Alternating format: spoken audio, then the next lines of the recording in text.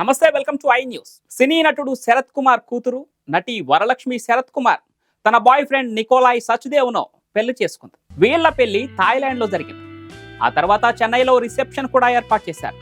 దీనికి CM Stalin, Telugu hero Balakrishna, Raviteja, Vijay Kumar, Siddharth, సంగీత దర్శకుడు తమన్, బాలీవుడ్ నటుడు జాకీ ష్రాఫ్ సహా ఎంతో మంది సినిమా సెలబ్రిటీలు వచ్చారు. టాలీవుడ్ నటుడు బాలకృష్ణ, మ్యూజిక్ డైరెక్టర్ తమన్ కూడా వరలక్ష్మి శరత్ కుమార్ పెళ్లికి హాజరయ్యారు.